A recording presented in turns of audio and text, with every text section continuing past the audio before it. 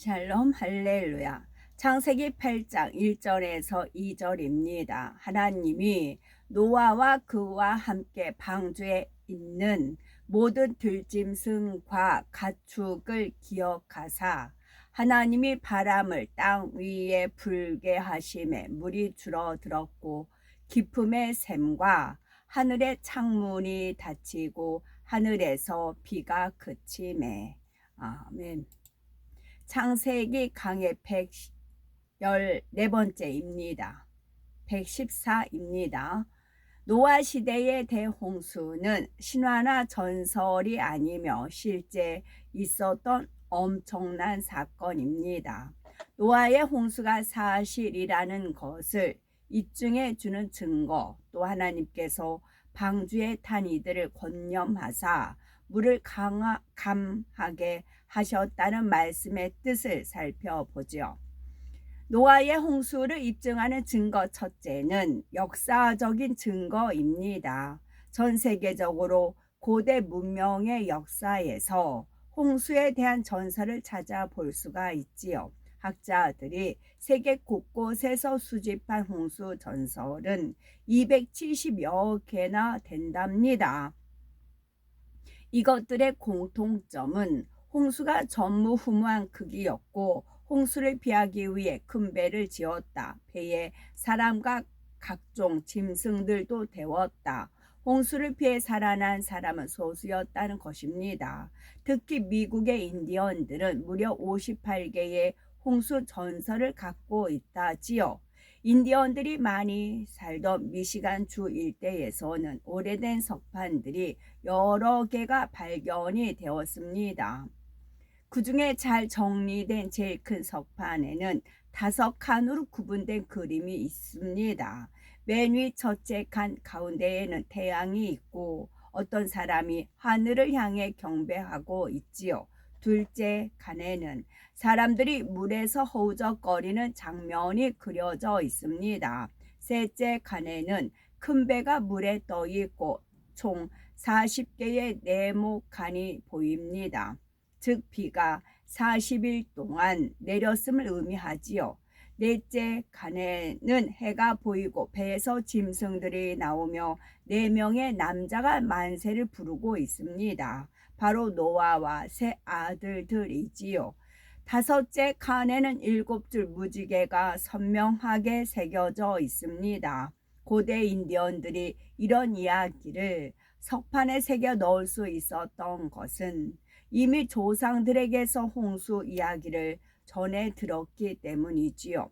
한편 많은 홍수 전설 중에서 노아의 방주가 멈추었던 아라랏산에서 가까운 지역일수록 상세한 부분까지 성경과 일치합니다. 예를 들어서 바벨로니아의 길가메시 서사시에는 모든 짐승들을 암수짝을 지어 태웠다거나 홍수 후 비둘기를 내보내서 물이 줄어든 정도를 확인해 보았다는 내용도 나옵니다. 따라서 세계 곳곳의 수많은 나라에 홍수 전설이 전승되고 있다는 것은 곧 모든 전설의 모체가 된 하나의 홍수 사건이 있었음을 알 수가 있지요. 역사적인 증거를 한 가지 더 들면 노아 홍수들의 이름이 도시나 국가, 민족의 이름으로 사용되고 있다는 점입니다. 창세기 10장에 보면 대홍수 이후에 노아 후손들의 이름과 그들이 번성한 지역이 자세히 나옵니다. 32절에 이들은 노아 자손의 족속들이요 그 세계와 나라대로라. 홍수 후에 이들에게서 땅의 열국 백성이 나뉘었더라 했습니다. 인류 역사의 뿌리를 찾아 올라가면 이 말씀과 일치하게 됩니다. 가령 오늘날 이스라엘에 위치한 곳을 가나안 땅이라 하지요. 가나안은 원래 노아의 둘째 아들인 함의 아들 이름입니다. 함의 여러 아들 중 가나안이란 아들이 그 지역에 정착해서 번성하였지요. 홍수가 끝나고 약 400년이 흘렀을 때 하나님께서는 그 땅을 아브라함과 그의 후손에게 주시겠다 약속하셨습니다. 그 약속 약속대로 야곱 곧 이스라엘 족속이 그 지역을 취하여 나라를 세웠지요. 이 가나안 땅 외에도 노아 후손들의 이름이 민족, 도시, 국가의 이름으로 사용이 되었습니다. 이는 노아의 홍수가 분명히 실제로 있었던 사건임을 증명합니다. 둘째는 지질 및 지형학적 증거입니다. 지구 표면 중 75% 이상이 물에 의해서 만들어진 최적 지층으로 이루어졌습니다.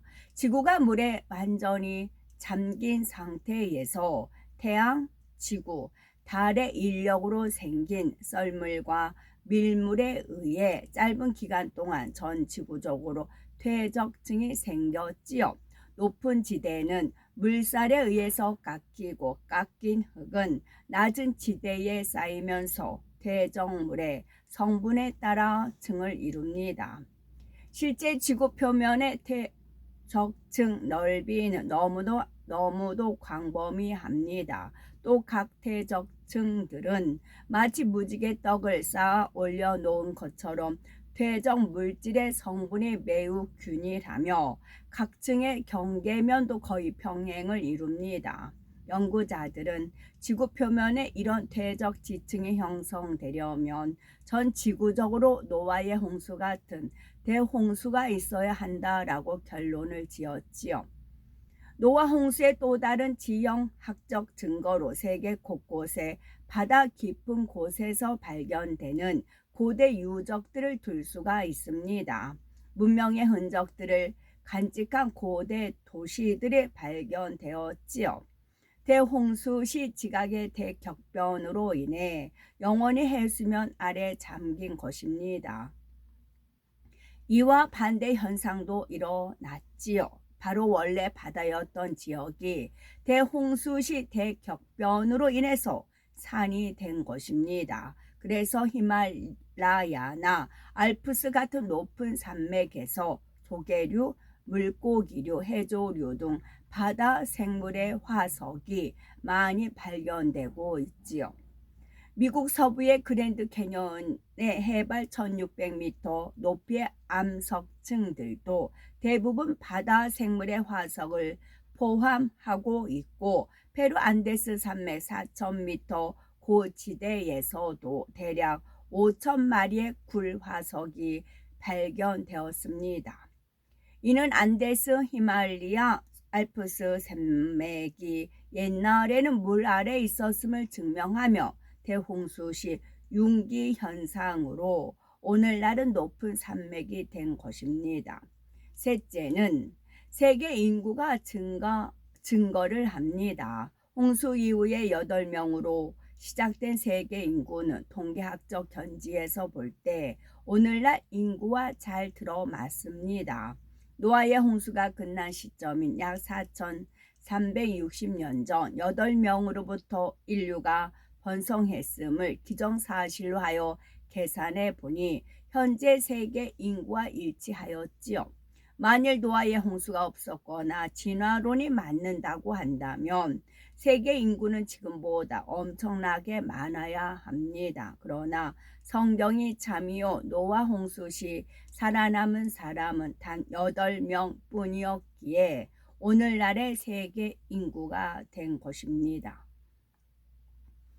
노아의 홍수와 같은 심판을 면하려면 우리가 노아의 홍수를 분명한 사실로 믿고 그 영적인 의미를 깨닫는 것은 그렇지 못하는 것과 큰 차이가 있습니다.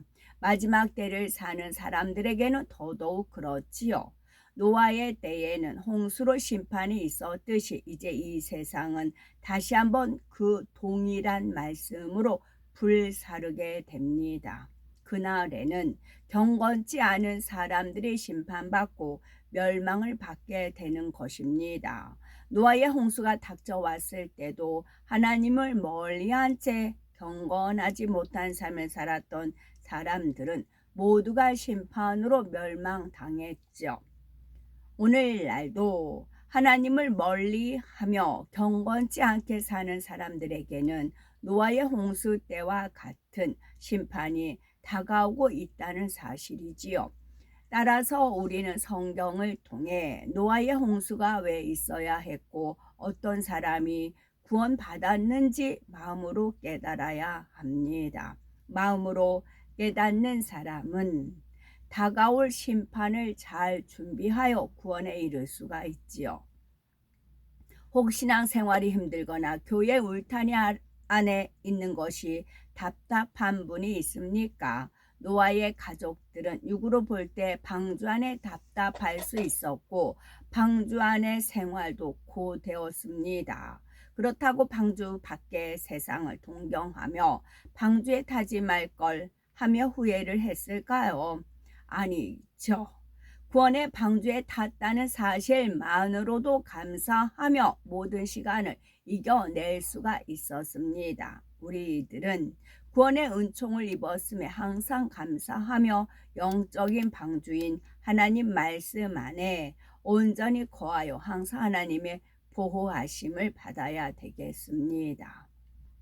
창세기 8장 1절에 하나님이 노아와 그와 함께 방주에 있는 모든 들짐승과 육축을 권념하사 바람으로 땅 위에 불게 하심에 물이 감하였고 했습니다.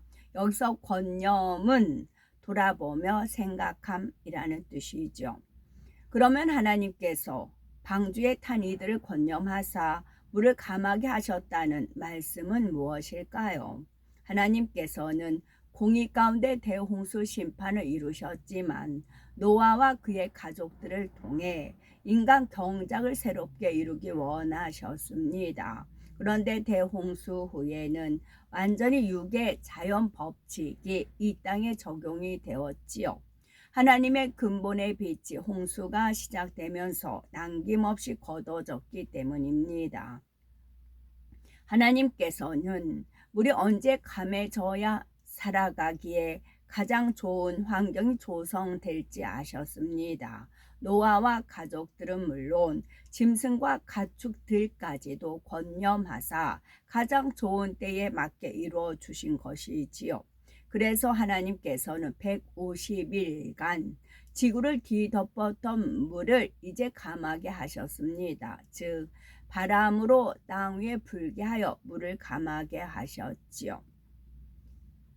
창세기 8장 2절을 보니 기쁨의 샘과 하늘의 창이 막히고 하늘에서 비가 그침에 했습니다. 이것은 40일 동안 내리던 비가 멈출 때의 상황이지요. 둘째, 하늘의 에덴에 있는 기쁨의 샘과 둘째 하늘로 연결된 창을 막으심으로 더 이상 비가 하늘에서 내리지 않았습니다.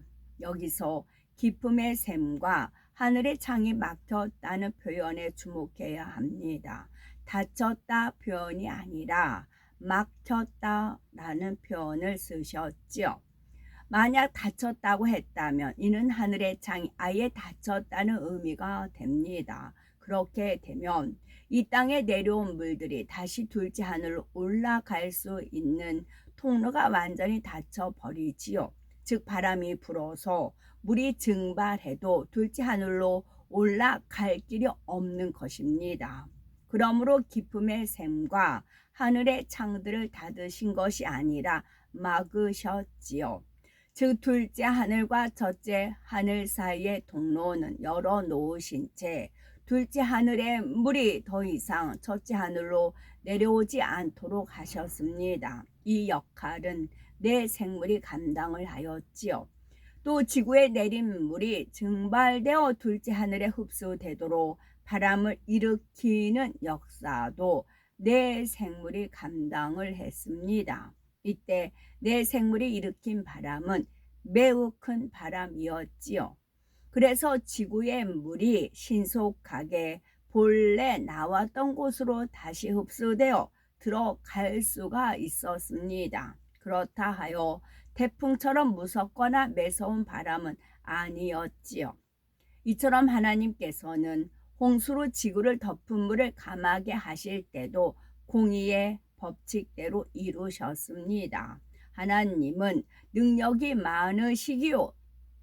하나님은 능력이 많으시기에 첫째 하늘의 어느 곳에서나 공간을 열어 둘째 하늘로 통하게 하실 수 있으시지요. 그러나 그렇게 하신 것이 아니라 물이 내려왔던 그 통로로 다시 흡수되어 원래 있던 곳으로 돌아가게 하셨습니다.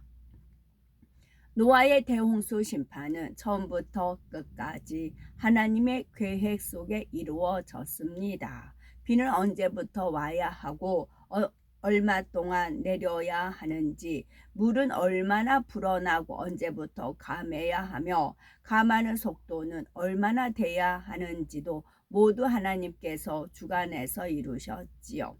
하나님께서 정하신 날짜와 기간에 맞춰 그대로 진행됐던 것입니다. 노아는 하나님과 밝히 교통했기에 이러한 하나님의 계획을 알고 있었지요. 이처럼 하나님의 사람은 하나님과 밝히 교통함으로 앞일에 대해 알 수 있기에 그분의 뜻에 맞춰 일들을 이루어 갈 수가 있습니다. 따라서 자신의 명철을 의지하지 말고 전지전능하신 하나님을 의뢰하심으로 항상 형통한 길로 인도받는 우리가 되셨으면 좋겠죠. 아멘. 샬롬.